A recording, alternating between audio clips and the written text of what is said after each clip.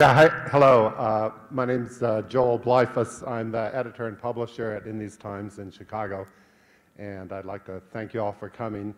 We're sort of the unofficial sponsors of this forum. I got a call last fall from Laura, and she said we should put together a proposal for a discussion about race in America, in Obama's America, for the Free Press Conference. And if those of you who don't know Laura, she is famous throughout Chicago for being one of the best sort of moderators who can bring people together in a group and have a very rich, full exchange of ideas and opinions. She was a deputy press secretary for Mayor Harold Washington. She was the editor of the Chicago Reporter, where she is now back as interim publisher. She's a contributing editor to In These Times. She's a columnist for the Sun-Times. She's a commentator, political analyst for ABC News in Chicago. She's got the pulse on the city of Chicago and the country. And here she is, Laura. Can everybody hear me? Thank you. Joel neglected to pat himself and In These Times on the back for being by far one of the best progressive publications in the country. If you are not familiar with In These Times, you definitely want to pick it up. And we have some copies by the back door, some complimentary copies, and they have, I think, the best website of any news magazine in the country. So definitely you want to check them out, both in print and online. Thank you, Joel, and thanks to Free Press for accepting our proposal to do this, what we think is a very important topic, a very large topic, but one that certainly deserves some conversation. That's what we're going to do today. We're going to have some serious conversation and hopefully have a little fun, too. You see our friend Mr. O'Reilly over there, so you know we're going to have some fun with that. First I want to introduce the panel, this very illustrious, stellar panel that I'm going to be hosting today, and we're going to have some conversation up here with the panel, but leave plenty of time for questions from you. There's someone, I think Carolyn, and maybe the young lady in the back, who has some note cards. If you have questions either now or as the conversation proceeds that you want to ask, she can give you some note cards. Please write them down, and she will get them up to me, and we'll leave plenty of time for your questions and comments as well. I want to first introduce our great panel. Just brief introductions because their bios are full and numerous, and then we're going to get right into the conversation. Starting on my immediate left with Eric Deggans, who is the TV and media critic for the Tampa Bay Times. He joined the Times in 1995 as pop music critic, then he moved on to the TV beat in 1997. He also provides commentaries on television and to National Public Radio, and he is the author of the 2012 book, Race Baiter, How the Media Wields Dangerous Words to Divide a Nation. Eric Deggans. Next to Eric is Rinku Sen, who you probably heard from before at this conference. She's been all over the place. Rinku is the president and executive director of the Applied Research Center, as well as publisher of colorlines.com, another very important publication that focuses on race in America. As a leading figure in the racial justice movement, Rinku has positioned ARC as a national home for media, research, and activism on many of the issues that we're going to be discussing today. Rinku Sen, welcome. Achy Obejas is the author of the critically acclaimed novel, Ruins, Days of Awe. She's also authored 3 other works of fiction. She's also a member of the In These Times editorial board, and we work closely together at In These Times, the Chicago Reporter, and many other places. And she's a contributor to In These Times pages as well. And she also blogs regularly for the Chicago Public Radio site, WBEZ.org. Achy Obejas. And way down there on the end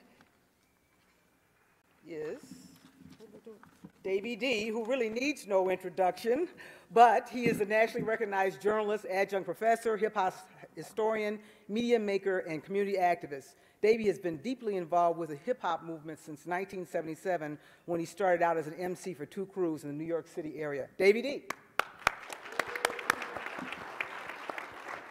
I'd asked each panelist to kick us off with an opening question, just a few minutes of comments. You know, we're here because we care about race. We care about the coverage of race in America. And all of these folks, including me, have spent a lot of time and many years thinking about and writing about this topic. And it seems like the same themes come up again and again and again in terms of what's wrong with race in the media. You've heard them all. You know, we don't have enough diversity in terms of people who are producing media. There's too much influence of money in the corporate media, which runs away from race every chance itself, and even racism itself. All of those things have been obstacles and blocks that we've discussed many, many times over the years. But we'd like to really break through today and get to the meat of the question and get as specific as possible. So I've asked each person to answer the question, what's one thing that has changed about the way race is covered in America since in the age of Obama, and what's one thing that's changed and then one thing that hasn't? I'm going to start with Eric. Okay. Well, under the one thing that hasn't, often I'm asked to explain where the title of my book came from. And so rather than go through that story, which is in the introduction of the book, if you care to buy it, I'm going to play this video, which will explain it all. Hi, I'm Bill O'Reilly. Thank you for watching us tonight. The white backlash against Reverend Wright and racist accusations, that is the subject of this evening's Talking Points memo. As we've been reporting, millions of Americans of all colors are fed up with race baiters and accusations of racism. This vile stuff has been going on far too long, and now with the Wright controversy, critical mass has been reached. Here is a partial list of people that Jesse Jackson's organizations have labeled racist. President Bush the Elder, President Reagan, Newt Gingrich, Don Imus, Trent Lott, Gary Hart, and Jeb Bush. The hateful far-left Media Matters website is branded as racist the following: Alan Colmes, John Gibson, Glenn Beck, Michelle Malkin, Neil Cavuto, Sean Hannity, Rush Limbaugh, and Fred Barnes, among others. Liberal icon Senator Joe Biden and Geraldine Ferraro have both been branded racist. Comedian Bill Maher was called racist by his former girlfriend, Nancy Johnson, who sued him. And the list goes on and on. The result of all this garbage is that millions of white Americans will no longer even think about discussing race with blacks. It is far too dangerous. Any slip of the tongue can lead to big trouble. One of the biggest race baiters in the country writes for the St. Petersburg Times newspaper. Eric Deggans also serves as the chairman of the Black Journalist Media Monitoring Committee. Deggans takes delight in branding people racist. Senator Joseph McCarthy would love this guy. So what should be done? Well, full exposure of the race baiters is number one. They will be challenged here. Yeah, right. Anyway. So I wrote a column for the Huffington Post and for my newspaper saying, if Bill O'Reilly's calling you a race baiter, you must be doing something right. And then I told that story to enough friends that they said, well, you know, you really should do a book about how when you try to raise discussions about uncomfortable issues involving prejudice and stereotypes in media, that people turn it around, they call you the race baiter. They say that you're the racist. They say you're the person that's causing the problem. And that's something that I think is still going on today and is particularly found a home in Fox News and conservative media, certain media outlets that want to silence this conversation that we're trying to have by telling us that we're crazy, telling us that we're oversensitive. I was asked on CNN whether I was not fair enough to write a book about racism because I was black, which I thought was hilarious. So I just said, you know, that makes me an expert on racism because I've experienced it. But at any point, that's still going on. That resisting the impulse to be silenced by having people call you a race baiter, that's what I feel is still going on even now. And what has changed? What has changed is that there's so many, as much as we want to talk about how the fracturing of media has allowed us to surround ourselves with media that echo our opinion, it also allows us to find people of like minds across distance and across ideologies, across race, across all these things that used to keep us apart. So if you have a feeling that something awful is going on in your corner of the world, you can talk about it on Twitter or Facebook, social media, create your own website. you can publish your own material, and people of like minds can find you wherever you are. And that is an amazing advance, and it's allowed us all, I think, to make alliances, to build bridges, and to take arms together against some of these ideas in ways that we weren't able to before. So, Bill O'Reilly did you a huge favor. You inspired a book. A lot of he made people a lot say of money that. for you with that book, right? No, anybody who's written a book knows you don't make a lot of money unless you're Kim Kardashian or Snooki. But he did give me a handy way to pull together about 10 years of writing that I've been doing about race, prejudice, stereotypes in media. It was a handy catch-all because basically whenever I talk about how media works, the first thing I do is I draw a $ on the board. And what people have to understand is 90 to 95% of what you see that happens in corporate media, in big media, in mainstream media, happens because somebody's making money or somebody's losing money.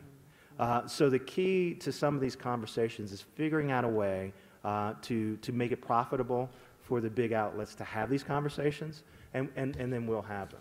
Great point. Thank you, Eric. Rinku, that same question. What's one thing that's changed and one thing that hasn't? So the one thing that I think has changed is that there does seem to be more coverage and more discussion of race and race issues. It's clear that with the election of President Obama, there was that very event opened up a bunch of space in the media and a bunch of interests that now we have a black president, now we have to talk about blackness, about racial divides, about gaps, about disparities, about race and success, race and politics. And so, for example, we see a lot of coverage around the demographic shift that the country is going through.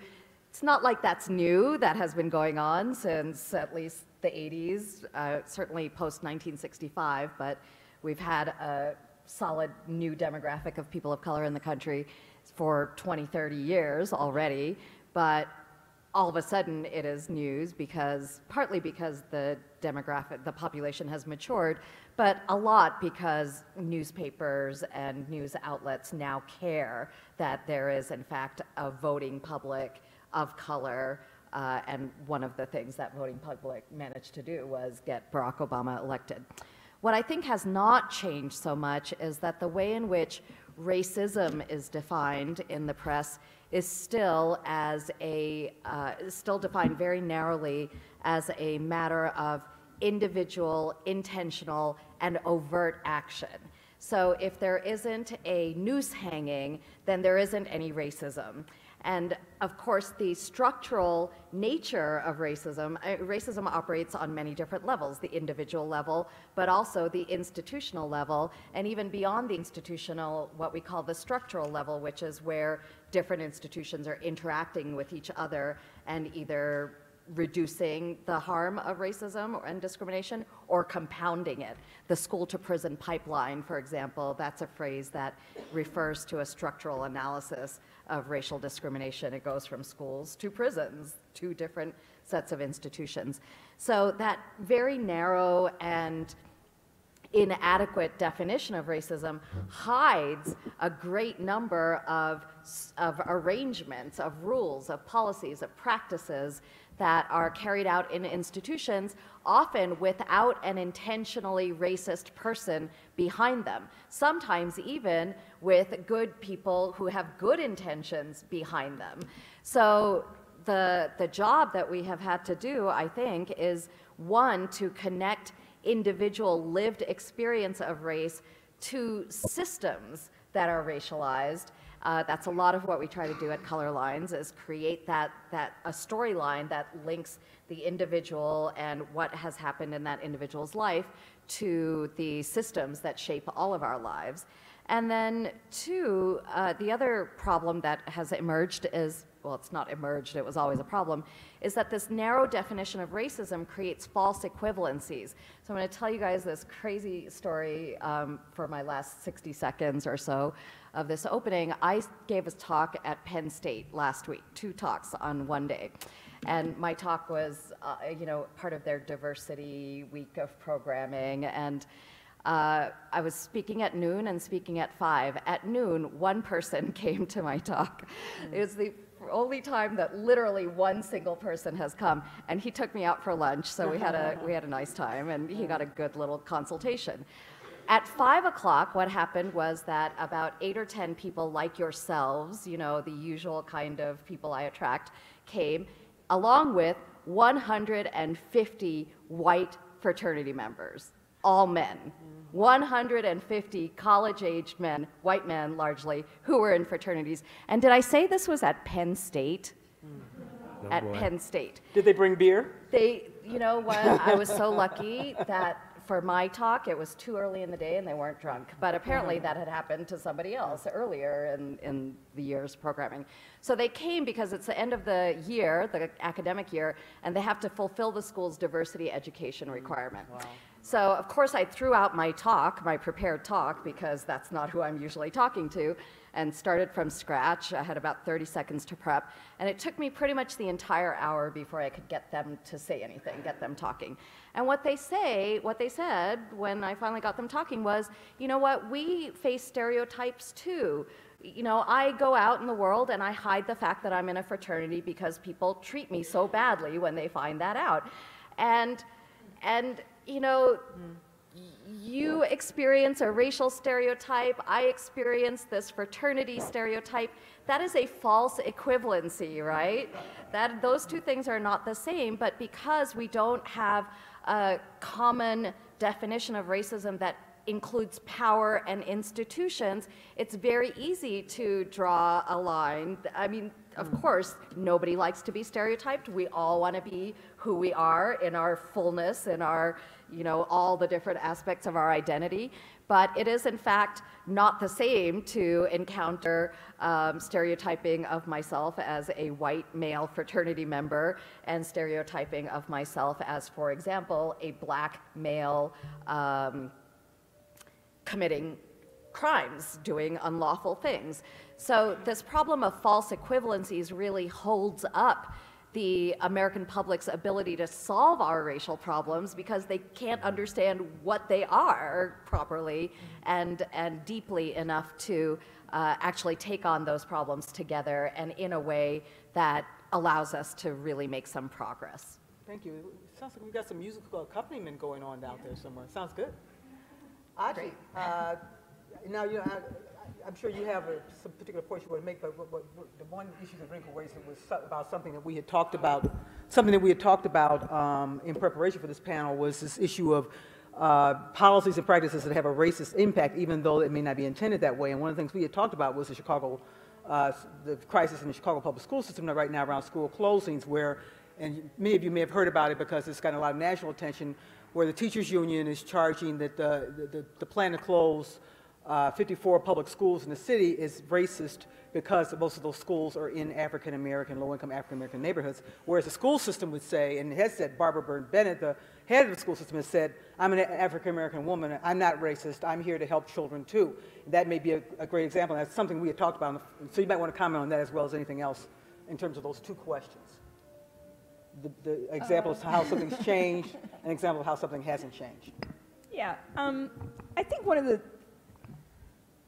I actually want to go back to something that you said when you were talking about niches and sort of the flip side of that. You know, one of the things that has happened, I think, since Barack Obama has been in the presidency is that, yes, that we've found all these ways through social media and sometimes through mainstream media now that they've adapted in so many different ways to social media, to find like-minded individuals. And for a lot of us, that's great for organizing, and it's been, you know, very good for informing ourselves about different things. But there's a flip side to that, which is that people who are completely out of their fucking minds also find each other and perpetuate a series, not just of, you know, I wish it were a mere case of stereotypes, but, you know, what I like to call false facts. You know, it's one of those cases where you know, you can drop something completely idiotic, frame it as a percentage, you know, without a source into certain, you know, let's say, you know, media pockets or, you know, social media niches, and that thing takes off like a rocket, like prairie fire. And before you know it, what you're actually doing is, as a journalist, I think, sort of battling this tremendous ignorance that you're always sort of just mind-boggled that it even got as far as it did. Can you cite an example? Cite an example. Birthers, that is the obvious one, isn't it? Yeah. I mean, the very idea that thing ever got off the ground is absolutely maddening. And there's so many other things, like the Texas secessionist movement, which also got like crazy amounts of attention. In South Florida, earlier this year, there was a huge deal about Raul Castro possibly resigning, and people were like out of their minds, getting their boats ready to go to Cuba and rescue people. So the thing is, you spend a terrific amount of time, I think, now sort of battling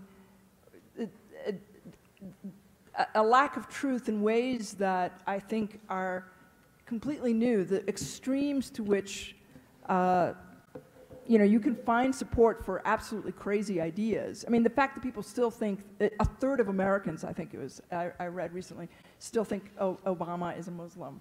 That kind of insanity it's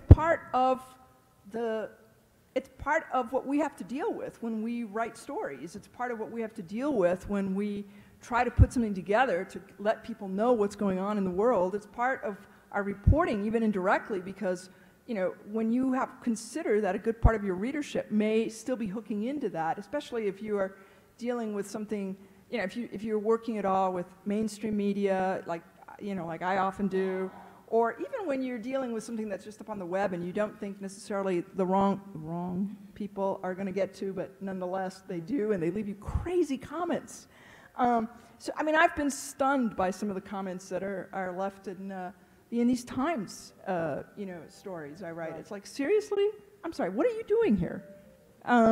So you're talking, there's sort of this echo chamber. It's this big echo chamber that I think is really a huge problem. And that's being furthered by the internet, right, because it's so easy to something that I think is the same, and that I think it's actually worse in some cases, is as a lot of major media sort of reduces for economic reasons, for technological reasons, et cetera, a lot of non-white voices, non-mainstream voices are completely getting left out. If before, you had 3, people out of 100 who were, people of color in a newsroom, now you might have, 1 person out of 35 or something crazy like that. And that's because of the economic pressures. Right, and so, the way it works is really sort of, I looked up some stats on Latinos, because it was really astounding to look at just exactly how Latinos represented as part of media. Here's one that was really stunning to me, but like the PBS NewsHour, 2% of the experts that it quoted were Latinos. 2%. This was in 2009, a year after Obama was in the White House. Major media did even worse than that. One Latino out of 23 MSNBC hosts. There's only 1 out of 21 at CNN. There are literally no mainstream Latino columnists in print papers outside of South Florida. I think CNN is down to 0 now. I think no, there's no more. I knew somebody was going to. Soraya Sambola is still on CNN, but yeah, we're down 1, right? Down sort of the really good one. Yep. There you go. Depends on your point of view on that one. Anyway, I don't want to pound that to death, but it was just one of those things that really stunned me, because I remember when I was working at the Tribune that those stats were up a little bit higher. So even though the perception is there's more media available than ever because of the internet, because of the digital world, in many ways there's less opportunities, fewer voices for people of color, is your point. Thank you. Thank you for great that. point. Davey. Before I remark, I just want to give a little bit more background so you understand the relevance to the conversation where I'm coming from. I've been doing radio since 1986. And I think that's important to note. I've been in commercial radio since '91. I've programmed stations since 2000, and I've been in management at Clear Channel when I was in commercial radio for a very long time. I bring all this up to kind of give just my own historical perspective as to what's changed and what hasn't changed. As somebody who's been a lifelong activist, even though in 2013 we have a plethora of media outlets, we can go on the internet, we can find just about any topic under the sun. You know, if you're playing harmonica and you're black and live in Sweden, there's a website and a whole bunch of people talking your talk. And that's good. But what has happened is that I think people have lost focus and they're not thinking critically. So, for example, you have the sister here that's with Color Lines, which I think does great analysis. And they do research, and they put in time, and they put in a lot of effort. But that effort, to a lot of the folks that I come across, is no different than the person who just woke up, saw a 30-second soundbite, and did a blog. They're both the same in people's minds. And so it becomes a thing of personality. You know, you look good, you sound good, you made it sound saucy or sexy. So I believe you, even if it has no bearing in fact whatsoever. And that's very dangerous. So the presentation is trumping the actual content. Right. So with that being said, what I've seen over the past few years is a situation where many of us start to respond to things that are very sexy. Somebody uses a racial name, we want to circle the wagons, raise Cain about it. Somebody does, there's a hanging noose, I think, was the example, we're all up in arms. And that's good. But what happens is we start to overlook certain types of systems that are in play. And while we're fighting, say, the Tea Party for using the N-word, we're ignoring the systemic attacks on, say, public sector unions. And we don't have an analysis to understand that what might be driving it is the fact that many people would see black bodies in those public sector unions, and the name of the game is to get rid of them and leave them wealthyless, you know, without wealth. The same thing we saw with the banks when, you know, the foreclosures took place. And I think that was racially tinged. Because we tend to focus on that noose, we often overlook the fact that sometimes racial policies and systems of racism that really leave us behind the 8 ball, worse off than we've ever been, is because we have black faces or brown faces in high places that may be doing the selling. So we may, for example, have a black face that tells you, hey, the telecommunications is great, and we all go, we love that guy, and we're going to focus on the Tea Party that used the N-word, and overlook the fact that maybe that very same telecommunications is going to unearth, remove the type of ability for us to communicate by getting rid of net neutrality. This is making sense what I'm saying? Mm-hmm. So this goes on all the time. We have, you know, we want to get behind, say, for example, the Trayvon Martin situation. This is a perfect example for me. And we want to talk about how this guy, George Zimmerman, is a vigilante killing. But I saw pundit after pundit after pundit who had black and brown faces that seemed to ignore the fact that there were vigilante killings going on in Tucson and throughout the Southwest with our brown brothers and sisters. And when you brought that up to people, you realized that they didn't want to go there.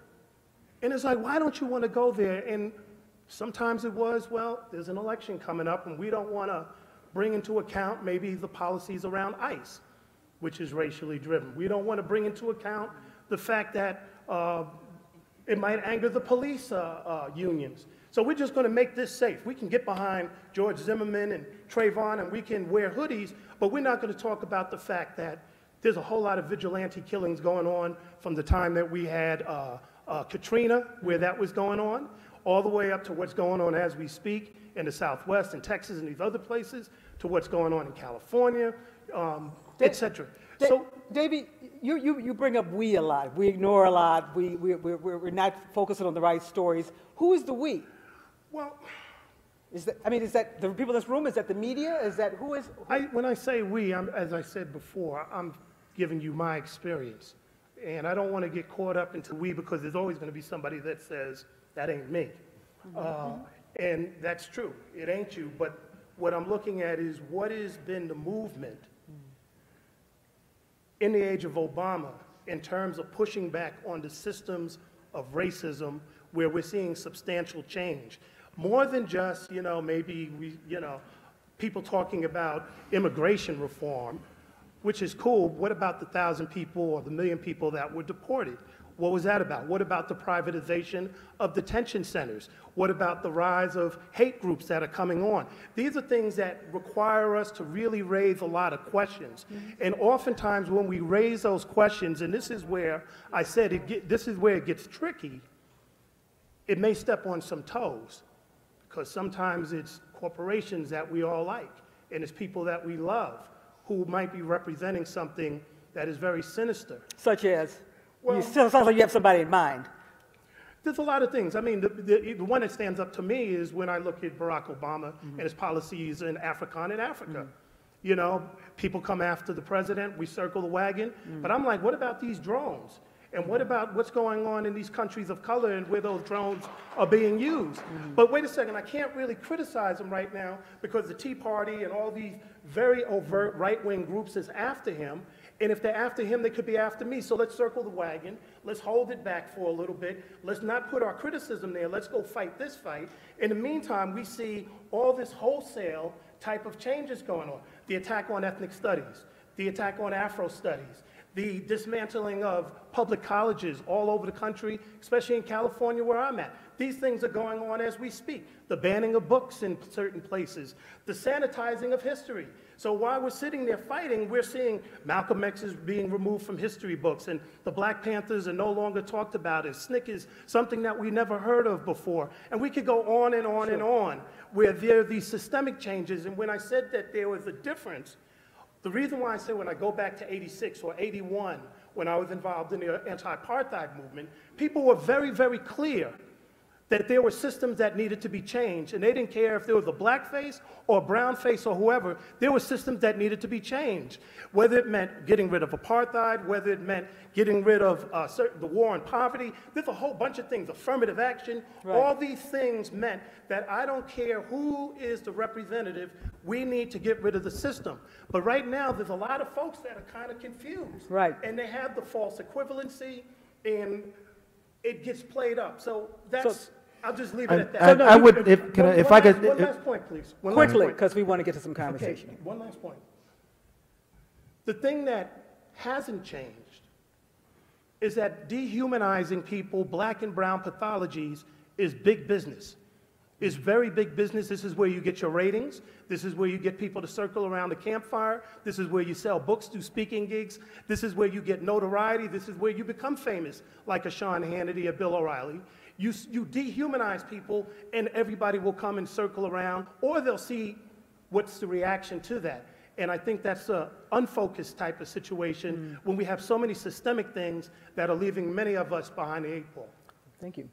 Eric, well, I was just going to say, I mean, I agree with a lot of what you're saying, but I think this idea that people aren't criticizing Obama for drone strikes, I mean, I don't buy that. And I do feel like there are lots of people who are covering some of the things that you're talking about. As we look at the fracturing of media, what we see is the yin and the yang of it. So what we see is a media landscape where there's lots of nut jobs who can organize. But I know myself as a journalist, I have so many more avenues to get out the kind of work that I've been doing about race and media and stereotyping and prejudice that I didn't have before. I can write for CNN.com, I'm on NPR, I've got a book out, I work for a major newspaper. 10 years ago, the newspaper would not have allowed me to do all those other things, and the technological abilities wouldn't have been there.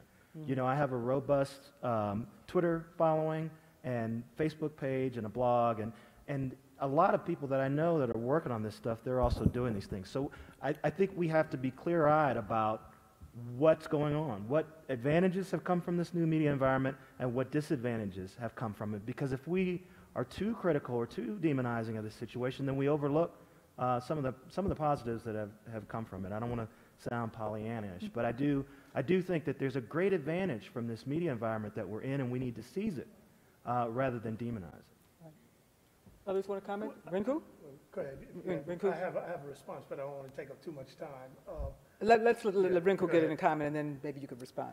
Well, to that point, you know, Color Lines, we were publishing in print for about 12 years before we went online and daily. When we were in print, we published quarterly initially and then eventually got to a bi-monthly schedule.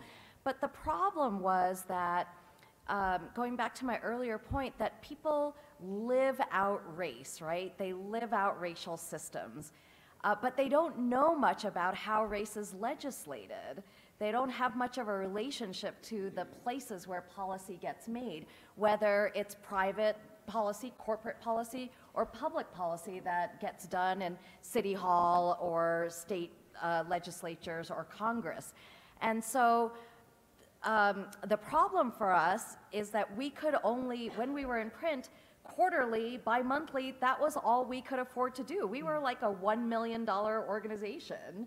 That was our entire budget, and we invested a lot in doing that print business. But when you only come out quarterly, you can't intervene in the way that people are living race. When they're having a lived experience and you want to connect it to the system, you can't really do that 4 months later and expect it to be effective.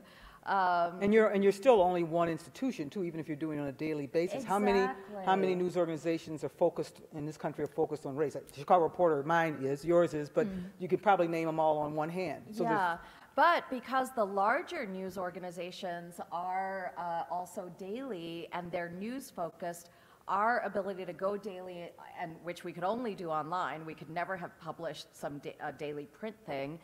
We just would never have had enough money. We're able to leverage the coverage that we do into other kinds of venues. Now, are those venues always respectful? No. This morning, I did an interview on our big win at the Associated Press, getting them to drop illegal immigrant.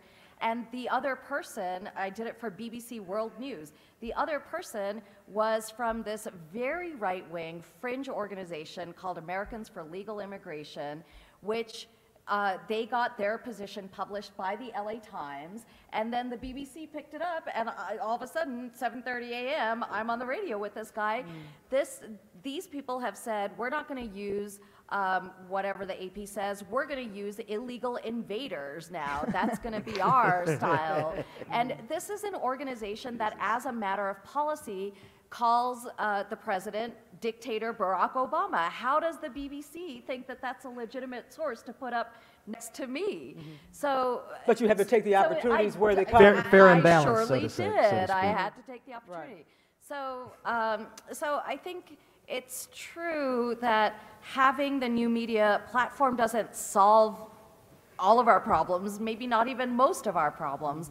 But for us as an organization trying to make an intervention in the racial discourse, it has, it's enabled us to do that in a way that we really just were not able to before 2010 when we went online.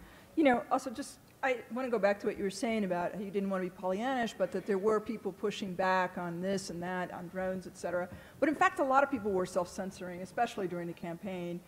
When I think back, for example, about the coverage of the immigration raids during the campaign, it was almost non-existent.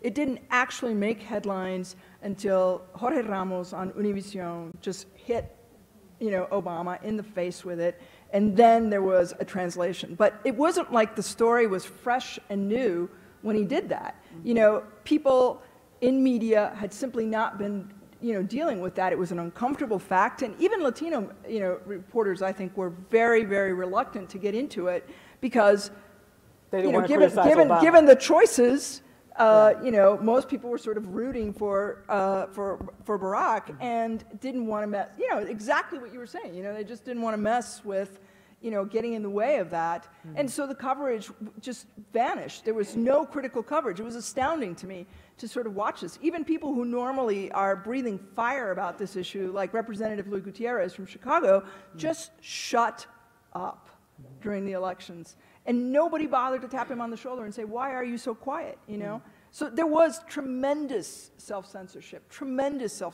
around that issue and so many others. And it didn't matter how much media platform existed. It didn't matter how many outlets there were, because people were absolutely reluctant to step up and take the heat that would have been undoubted. Are we liberated now that we're past the November elections? Is there anything? I'm not so sure.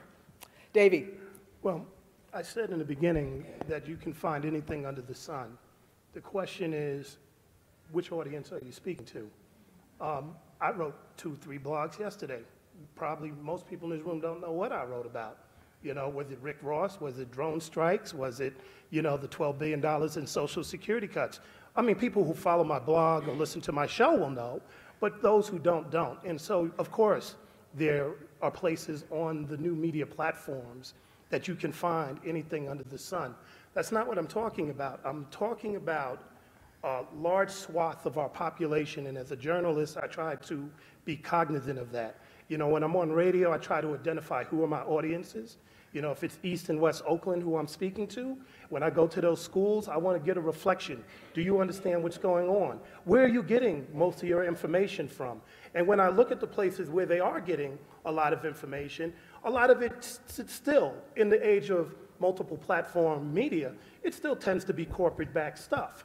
And we can't overlook that. So, yeah, when they tune on their local radio station and the guy is not talking about that, or they turn on their local newscast, like we did the other day in the Bay Area, and they never mention the 45th anniversary of Martin Luther King. I monitor those news. They never mention that. They never mention that it was the government that was behind it, and there was a 1999 lawsuit, those types of things. And the reason why I bring this up is because I know these folks. So I do hit them up, and I do call, and I do say, hey, man, why don't you say this? Sometimes I publicly tweet it. If anybody follows that, you'll see that. Right. And people will hit me on the side and say, man, you know, we're not really trying to go there, or the news director doesn't want us to go there. So you go, well, what's this about? Well, this is about making money. And that's very different than '86 when it was about getting information. So what is the pushback on that? Well, you're saying you're out there complaining, but what can the people in this room should be and can be doing about that? I think one thing that we need to first of all do is have very purposeful relationships so that we're constantly connecting the dots. I want to go back to, you know, that whole dynamic where you had black pundits not talking about vigilante killings in brown communities and vice versa. I make it a point when I do my shows to bring both together. When we talked about Trayvon, we talked about the Flores family that was being killed and where the people were sent away. And it was very, very deliberate because I wanted both parts of my audience to know each other's historic and current background. And that was very deliberate. And this is the type of things that in this changing time we have to do, because everybody is in different silos. When we're talking about women's rights, yes, I'm going to get sisters on there because that's my predominant audience, but I'm also going to get some white women that may have a different perspective, some Latina sisters on there, so that we can have, so people can go, you know what, I didn't know this was going on. I didn't know that was happening. And sometimes in doing that, it might not be good for ratings. It might not be the Google word of the day to get you extra Google ad money. I don't care about that. We can't afford to be doing that sort of game playing when there's so much other stuff going on. There's a lot of movement happening, and the majority of our folks don't know. Now, I'm saying this as somebody who teaches at one of the largest universities in California. I teach one of the largest classes. I walk in there, and I'm looking at kids that aren't critically thinking. I'm looking at folks that are getting most of their information from comedy shows, getting most of their information from the local radio show, or just too overwhelmed that they're not getting any information at all. Right. So you can walk in there and be like, hey, your fees are about to get raised. I didn't even know that. Well, why? Because the favorite radio station or the local TV station didn't talk about that. There could be 1,000 people protesting, as I see up at UC Berkeley, and it never gets coverage. So that means that when we're out there, I have to cover that, but I also have to get my colleagues as well, who may have another interest, say, look, this is going on, let's connect these dots. And I don't think, if we're not doing that in 2013, then we're going to run the risk of having media fragmented where somebody goes, well, I did that, and I did that, but we didn't connect. Right. So what you're talking about is a movement. We could all be in our silos and execute these individual strategies. Absolutely. But we need to have a movement. Great well, point. I think it's not so much a movement. I just think that we need to connect. Each one got to teach one, so to speak, and we have to have purposeful, very deliberate relationships. And I'll just conclude by saying that those of us who are media makers and content makers have to maybe find other ways to step up our game so we can figure out how to reach a larger swath of people and not get caught up in just individualism. Great point, powerful point.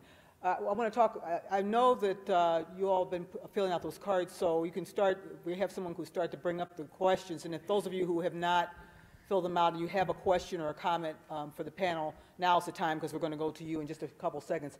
I wanted to come back to the power of words, which Rinku alluded to a little bit earlier, and how important just one word can be. And Rinku, you had a little video you wanted to show us. Yeah, just a little bit of context. For 2.5 years, we have been running the Drop the I Word campaign to get outlets to stop using the language of illegality in talking about immigrants, immigrants without papers. And I want to just take the opportunity to make a little impact versus intention point here. So as we have been talking to newspapers, the AP, the New York Times, et cetera, about why they should not use the phrase illegal immigrant, much of what they've said is, well, we don't intend to put anybody down. We don't intend to racially profile Latinos. We don't intend to fuel hate crimes. We don't intend to discriminate. And what we have been saying is, we appreciate that lack of intention because it would be different if you did intend to. And yet, the impact of the word is, one, it fuels a conservative frame on the immigration debate, the only frame that immigration restrictionists want to put on that debate. And two, it has become proxy for people of color, whether immigrant or not, whether with papers or not. And three, it is used in a discriminatory way against people of color only. I have yet to hear a white immigrant who was undocumented say, oh, I'm afraid for my life because when I walk past a group, this particular group of young men day after day, they shout that word at me and threaten me with it. So being able to distinguish as reporters, as advocates, as readers of the news between intention and impact so that we're always looking at racial impact and whether or not that is equitable as opposed to racial intention and what is happening there, it's just more, frankly, of a winning strategy. It is very, very difficult to win on intention because as soon as you do, people pull up their cousins of color or their wife of color or their own identity. Some of my best friends' argument, yes. yeah. So I want to show you this very quick video. The Associated Press has made the change in the style book, but other big national papers have their own style books, and we have to get them to make the change individually. And in addition to that, I would encourage you to call your local outlets now and ask them if they are prepared to make the shift themselves now that the Associated Press has done it. And you can use this video to help move the thing along. It's on the Color Lines website, and here it is. Just one quick little thing. You're talking about impact. One of the little nuggets that I dug up before coming up is that according to one of the surveys that, one of the studies that one of these Latino advocacy groups did, approximately a third of non-Hispanics in the U.S. believe that more than half of U.S. Latinos are actually undocumented, which is insane. 61% of Latinos in the U.S. are actually U.S. born. Never mind all of those who are foreign born and are totally, documented to be here. So the impact of these words really does have, just massive repercussions. Absolutely. Rinku? Great. We're ready to go. Yeah, I'm trying to play it. These are its people, among them the arbiters of style, the early adopters, the tastemakers, They tell us which fads come and which ones. These are its people. Among them, the arbiters of style, the early adopters. This is the world. These are its people. Among them, the arbiters of style, the early adopters, the tastemakers. They tell us which fads come and which ones go. Like hipsters, they're not cool anymore. But vegan astronauts, cool. CDs, gone. MP3s, in. Vinyl, back in. Star Wars, still in. Prequels, way out. Why, George Lucas, why? Plaid shirts, huge. Plaid pants, not huge. Gas guzzling, super dumb. Energy independence, totally hot. Identifying something as a meme, that's a meme. Not cool. Identifying a mime, that's a mime. Totally sweet. Making out on the first date, unquestionably cool. Activism, in. Knitting circles, in. Knitting alone, out. Unemployment, out. Angry juggling, out. Apathy, out. Definitely out. The term illegal immigrants, the I word, definitely in. Dropping the I word. Everyone's doing it. The Huffington Post dropped. NBC News dropped. CNN, ABC, Fox News, all dropped. Really? Fox News? Well, Fox News the teen up. But the New York Times, not dropped. Really Times? Get with the times. Drop the I word.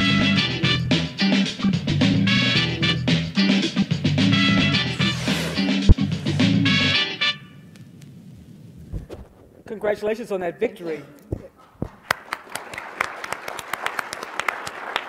I have a bunch of great questions up here, but just a quick follow-up on this. What are some of the other bad words that are out there that we need to be engaged in campaigning against and eliminating from the media in particular propagates? Entitlements. Oh, yeah. Entitlements is not an entitlement. It's something we all pay into. It's an insurance policy, and we need to end that. I don't use that word. Others? Got to be a lot of other ones out there. Entitlements is a good one, though. Well, if you think of other ones, we'll bring them up a little bit later. There's been a lot of this is a great question from the audience. There's been a lot of conversation about African Americans and Latinos. How do you feel about other racial and ethnic groups like American Indians and the Arab community, Muslims in particular, and how do they come into play in terms of the coverage in the media? It's god-awful. God-awful? Yeah. Yeah, mostly absent. Mostly Yeah, absent. mostly absent. Native Americans are almost non-existent. In fact, I think there's actually nobody on TV who has on any of the major networks who has an identification as a Native person. I keep sort of pounding that, and it seems like it's all about jobs. But really, when you have somebody in the newsroom, it makes a huge difference. I've frequently been the only one, the only queer, the only Latina, the only at any given point, and if nothing else, it means that sometimes the editors can't just take something for granted. They have to come over very chagrined and sort of just go, I'm not trying to put you on the spot, but what do you think about blah blah blah? And then, you have an opportunity to say something. And if you have more than one person, for God's sake, it makes a huge difference. The fact that the news budget, that is the actual determination of what stories are being covered, is still, for the most part, being determined by people who are not people of color, who are not people who are poor, who came up from poverty, who are not people who are gay or in the margins in any way. That means that the news will always be somewhat forgiving to these systemic ways. That coverage will be somewhat, worst case scenario, chagrined about circumstances rather than aggressive or bold. If you have to fight to cover real basic stuff, it's really it's a lot of energy. It's a lot of energy. It's a burden that people of color. Yeah, totally. I mean, it's a huge. If you recall earlier, I said 95% of what happens in media is about somebody making money or somebody losing money. So as the media fractures, what we're finding is that the big mainstream news outlets, their audience is middle class, their audience is white, their audience is not these people who are not being covered.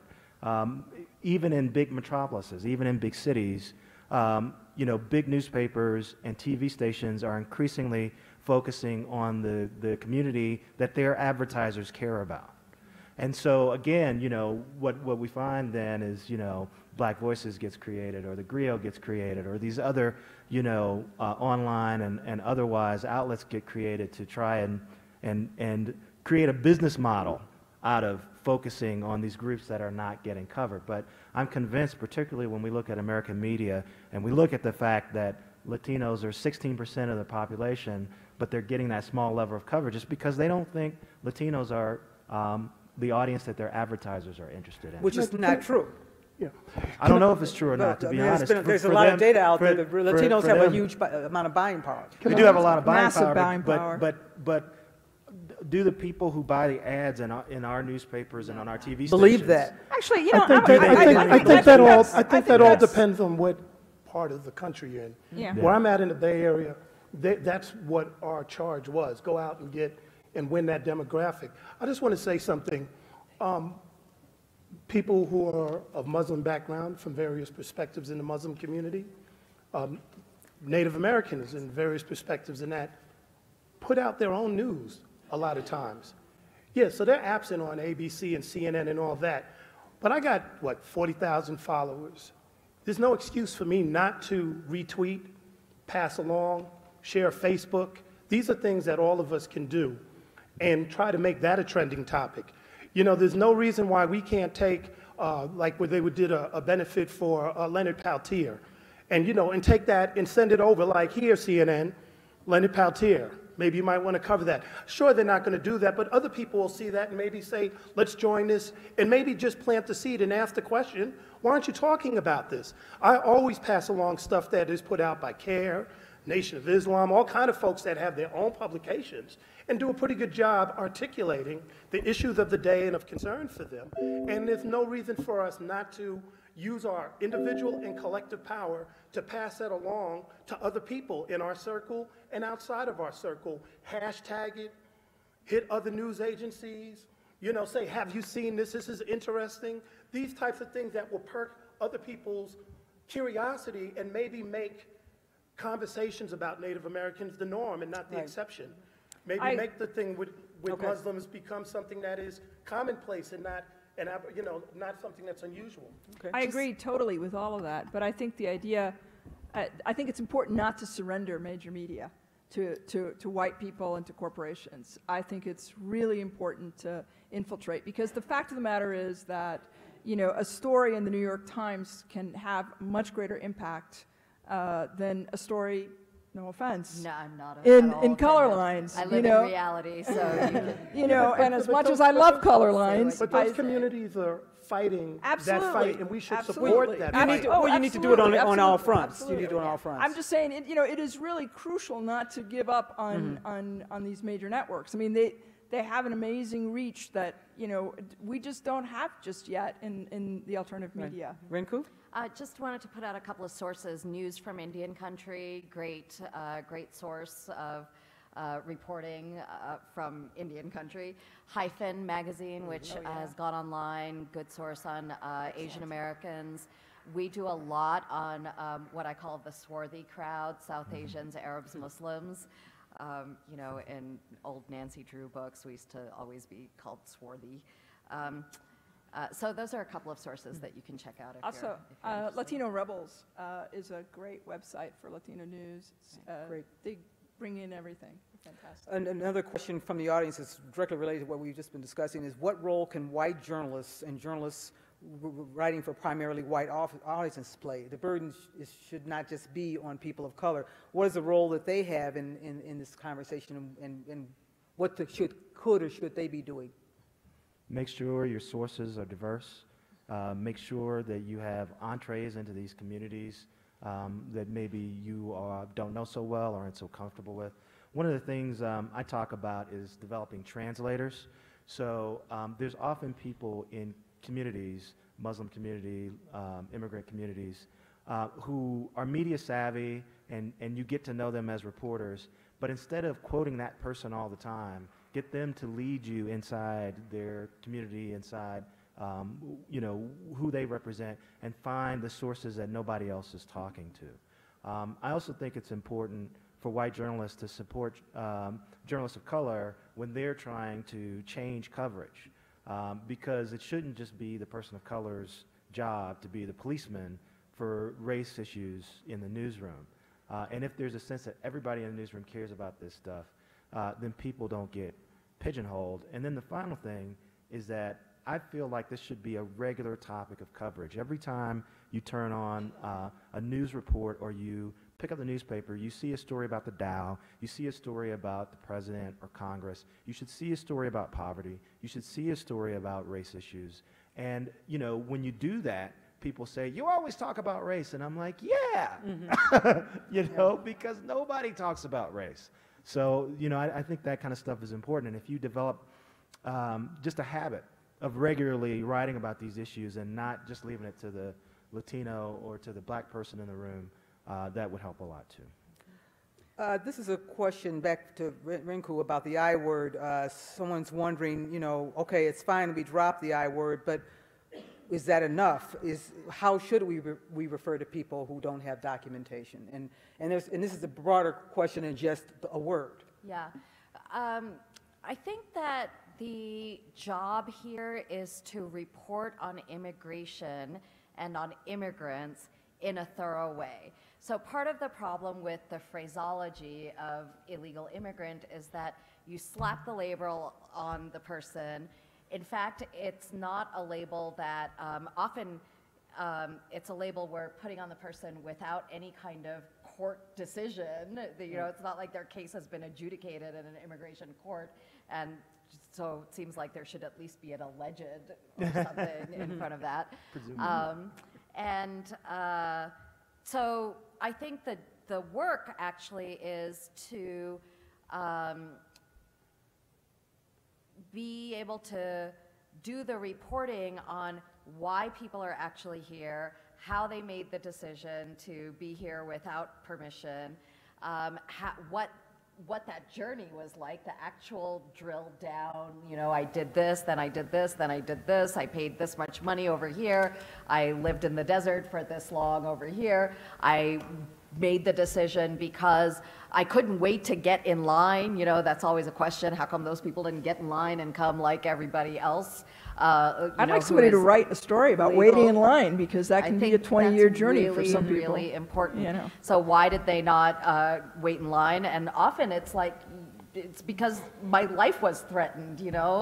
My kid needed surgery that we couldn't get here, or we managed to get to the U.S. to get her the surgery she needed, but if I had taken her back home again, she was going to die without ongoing care. Like, you really need to get to those stories. And the problem with the I word is that it hides a whole bunch of really serious problems with the immigration policy, with the way that the actual system works. And so drilling, and people don't consider those system stories to be very interesting because they can't figure out who's the character that I can put at the center of that story. So, but that is a storytelling challenge that journalists ought to be able to grapple with. So grapple with it. That's really, I don't think there's a simple solution, because what we're trying to do is complicate the simple solution that the other side came up with. So, Okay. really do the reporting. Thank you. Davey, did you want to say something? No. Okay. I wanted to say something about the previous question that I answered to, because I had another thought. I think a lot of times white folks feel like the race conversation is these other people's conversation, that it's a conversation that's only important for people of color to have. In my book, I quote this study that talks about how, the poll was done of a bunch of different people, and they found that the white people they talked to saw race issues as a nurturance goal, which is something that you do to make the world a better place. But people of color see race issues as a security goal, something that you do to put food on the table, something you do to protect your family, something very primal and very important. And part of my struggle, too, in talking about this book and talking about on these kinds of panels, is to tell you white people that you have a racial culture and that you have a stake in this discussion, too. Often the strength of the white-dominated system is that white folks are able to pretend that their control is not rooted in race or not connected to race, that it just so happens that, you know, the best actors are white people, and it just so happens that all the superheroes are white people, and it just so happens, you know, we can go through all the, all the superheroes, you know, all the superhero movies star white people, and, you know, I'm a geek, sorry, that's my reference, but the point is, there are racial values and issues behind some of this stuff, and camouflaging that and pretending that that's not happening is part of the strength of the system. And so part of breaking that down is constantly saying, there is a racial component here. There is a racial component here. So white people have a stake in this discussion as much as anybody, because you're as limited by these racial stereotypes as anybody. Can I just add something to that? One way in which race does impact white folks is the corporatization of it. And by that I mean that there are corporate interests that impact all of us. In racial disharmony, in racial misdirection, racial stereotype is the main way in which this plays out. So you wind up, because of deliberate fostering of stereotypes and pathologies, create a climate of fear which results in people voting against their very self-interest, where we should all be on the same page with particular policies that are corporate driven, you know, things that have tanked the economy. We have people going, well, it's the black people that, you know, that don't work. That's the reason why the economy tanked. Or all these people who are quote unquote illegal, that's the reason why the economy tanked. Versus looking and going, wait a second, this 1% guy, you know, moved all these jobs to another place where they're being paid 8 cents an hour, and it doesn't show up on those corporate media TV shows where you have black and brown faces. They're not talking about it oftentimes, or if they do, they kind of dismiss it. So everybody has a stake in it, because in order for people to remain in power, they have to divide the majority of people and keep them at each other's, keep them going at each other. So black versus brown if you're in California.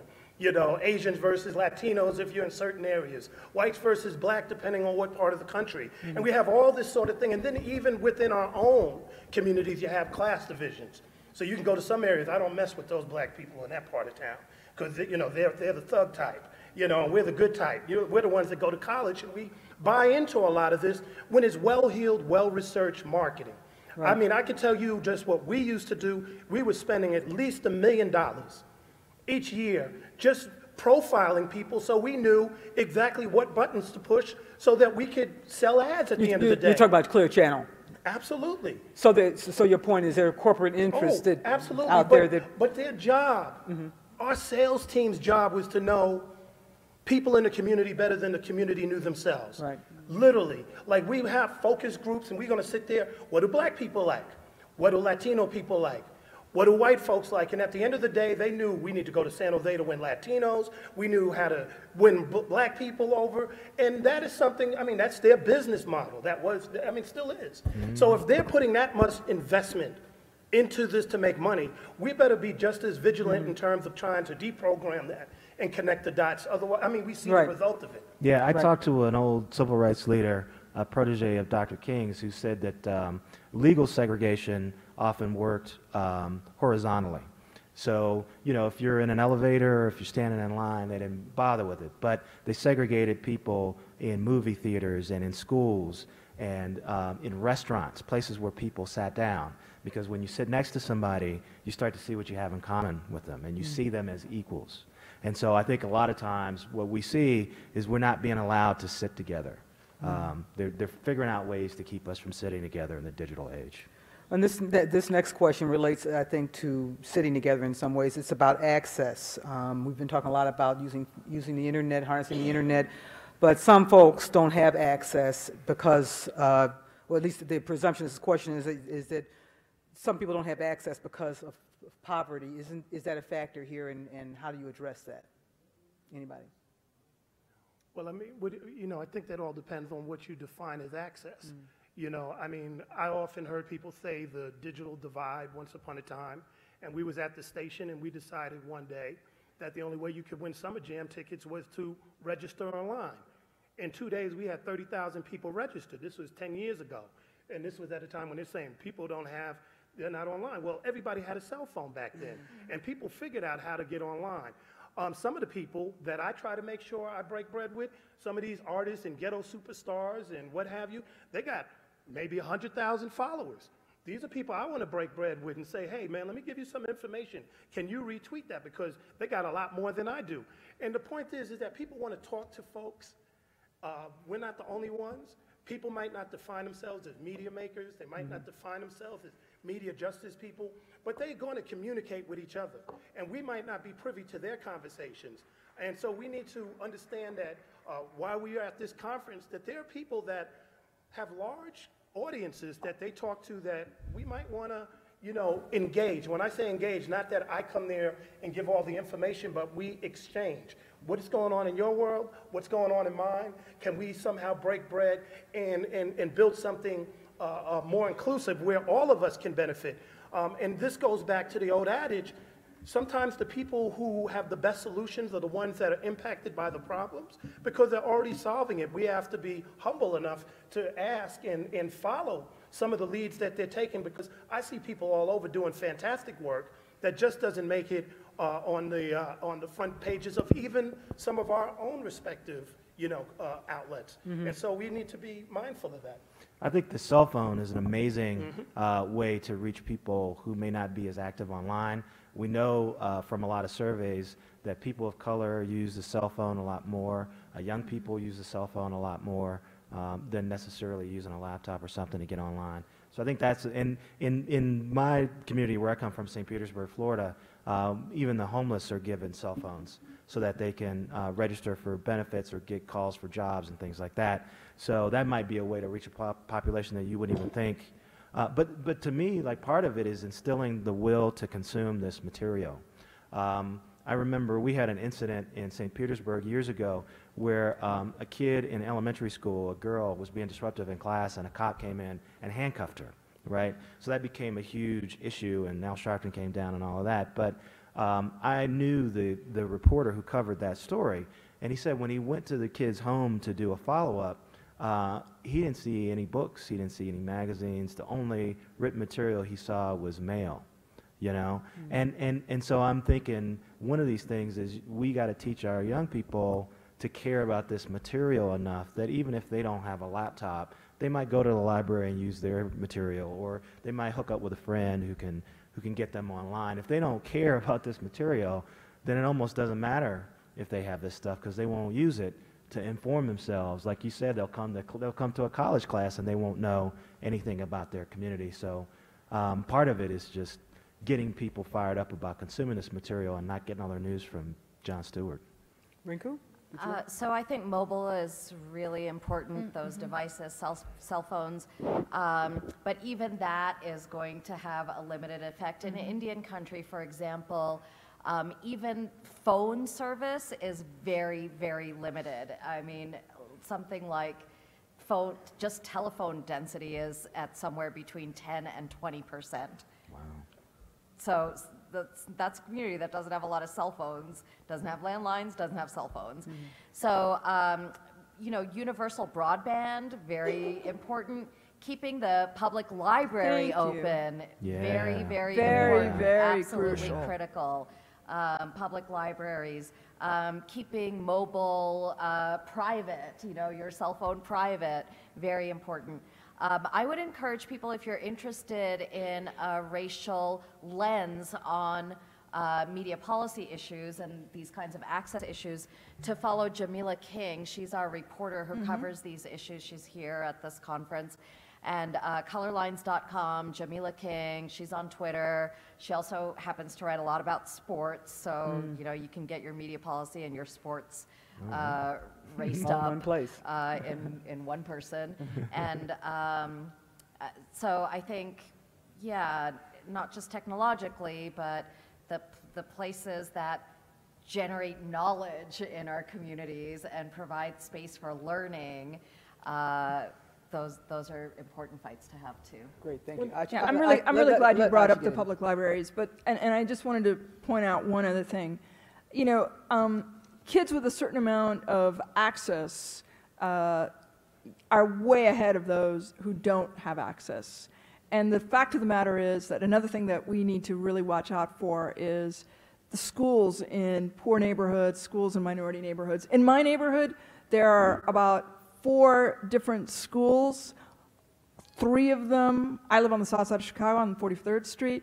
3 of them are lottery schools that even though I can throw a rock and hit them practically, my kid doesn't actually have any preference whatsoever for getting into those 3 schools. The one neighborhood school that we have does not have a library. In fact, something like half of Chicago's schools don't have libraries, elementary schools. That is crucial. If your kid doesn't have a computer at home, doesn't have access to a cell phone, this is where they're going to learn how to use technology. And if they don't have access, if the public library is not happening in your neighborhood, if the school library does not have free computer time, that they can get to during study hall or whatever, that's never going to happen. They're not going to develop the sort of intellectual nimbleness that you need for, really working the system, and or frankly the physical, agility that you need to work the system. So those things are all tied together. Getting back to the systemic issues. Davey, just if you want to get in just one brief comment, because then I want to get to one last question before we close. Maybe about 3 months ago, I was approached by some folks who wanted to form like a little ring, so to speak. And a lot of these folks were gossip sites, very popular gossip sites. And what we agreed to do was share stories, and again, purposeful relationship. Yeah, they got an audience that I don't have. They got the guy that's like, man, I want to know what Kanye and Kim is doing. And they got 100,000 followers. And so, once a week, we exchange stories. And, and so this is what I mean. We can all do these types of things. So it'd be like, hey, it's Wednesday. What story you got for us? Well, you know what? Let's talk about this Rick Ross thing, or let's talk about this Social Security cut thing. And it's up to me when I get that story to contextualize it so they understand it. But at the same time, I also got a lot of media folks that, that are kind of like, well, I don't listen to all that gossip and all that other stuff. But it's kind of important if you talk to young people to know what's happening in their world. What is Chris Brown doing? What did Ray J do? All these types of things, just so you can at least have a dialogue with folks and find out what they see about the world versus what you see about it. So we share. And it's what is it? Just a couple of tweets. Right. It's not that much. We're not talking about going to a printing press and spending hundreds of dollars printing up stuff. We're talking about sharing information so that people at their own convenience can look at this and go, okay, maybe we'll learn a few things. And what I'm finding is that we're not that far apart, even if they don't pick up the information, because people who are impacted by it a lot have an understanding. They might not articulate it the same way, but they kind of know the system's messed up. Here are some of the players that's messed up about it, and and they hustle and make do, and we can learn something from them as they learn something from us. Great point. This is a question that's come up a couple times, and it relates to Tavis Smiley and Cornel West, that dynamic duo. Somebody trying to start something. Definitely. Which I understand the Denver station KGNU just recently started carrying the 2 of them, and of course they have been raising a lot of issues about race and class in the U.S. How do you feel about the conflict between Cornel West and Tavis Smiley and the president? And the focus on that, or lack of focus on that in the media, what is the real issue there?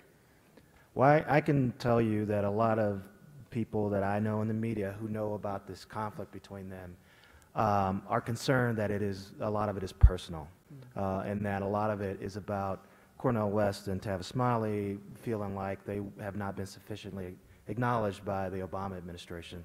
So part of the problem with that conflict is that I think you have flawed messengers. Like, I think the message that Cornel West and Tavis were sending about poverty was important, and is one that needs to be heard. But they have so many other conflicts in their relationship with the president. A lot of baggage.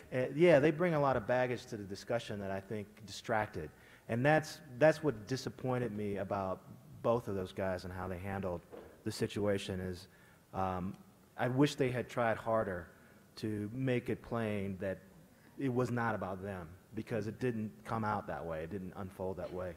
You know, and I will admit that I tried to talk to Tavis for my book, and he was not interested in talking to me. So, Really? yeah. Did he say why? Or you just couldn't reach him? I You don't. just couldn't reach him? No, I got to know. I don't know why. I think that anybody who had an issue with the president could be classified as having a personal thing. A lot of right-wing people made it very personal with them, from the Bill O'Reillys, and there's a lot of people that's on our side of the track that made it very personal. He didn't interview me, he interviewed somebody else, he didn't address these issues. And, you know, as far as I'm concerned, he's the president, he's the quarterback. You know, you're the quarterback, you're gonna take the criticism, that's why you're there. You know, I mean, I don't lose sight of that. It's nice, he got a nice wife and nice family, and it's good to see that up there, but that's the president. And, you know, I had a personal issue with George Bush and Ronald Reagan and Bill Clinton on policies, and yeah, you know, and if I couldn't get them on... So why should he be any different? Right, and you know what? If I couldn't get them on my show, then it was personal, because I felt like, you know, we have an audience, talk to that audience. I seen his president bend over backwards. He found his way on MTV. He found his way on Fox. He found his way in a lot of places where they just straight up dissed him and dissed us in the process. So to me, it's like, if Tavis and Cornell had their own personal thing, so what? There's no excuse for us to discount, as media journalists and media activists, there's no excuse for us to discount whatever is relevant and solid about their message. If they're talking about poverty, how dare us fold our arms and say, well, that's Cornell's personal problem, when you really do have 1 out of 4 people in your community living in poverty. We should have been championing that, and we're supposed to take the best of what these people are doing and flip that. Now, I don't know about that personal thing. I just know that poverty is real and you need to change it. But a lot of people, they made it personal about their disagreement with Cornell and Tavis. You know, they think they're high and mighty. I ain't gonna support their record. So, okay, well, who's looking out for these people that are now impoverished? Right. Many of us didn't do it. Some of us did, but many of us didn't really come together because we took it personal with them. And I just think that, you know, we can't afford to do that on the national stage. One quick...